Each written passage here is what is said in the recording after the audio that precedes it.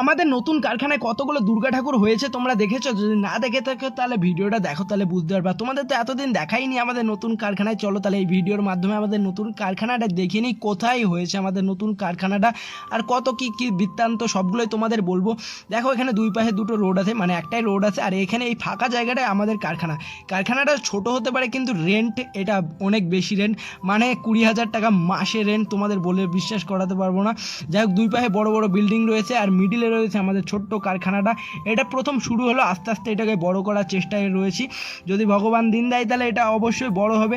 আর তোমরা একটু লাইক করো আর কমেন্ট করো কেমন লাগছে। আর এখানে আজকে এটা তৈরি হবে, মানে এটা ফিনিশিং টাচ হবে, দুমেটি হবে আর এর সাথে এটা হবে আর এই পাশে এটা হবে। আর এখানে রাখা আছে কিছু মাটি, আর মাটি বলতে মনে আসলো মামা এখানে দেখছি কিছু মাটি ভেজাচ্ছে, এই মাটিগুলো আজকে আমাকেই শানতে হবে এত রোদের ভেতরে। যাই হোক এগুলো শানবো, তো তোমরা ভিডিওটা দেখো। এখানে দেখছি কোথা থেকে একটা ছোট্ট ভাই চলে আসলো, দেখো সেও আমাকে হেল্প করবে।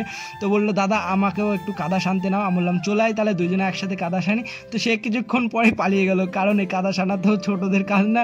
তো সে কিছুক্ষণ পরে চলে গেল, তারপরে আমি এটাকে ভালো করে গোছ করে ধুয়ে দিলাম।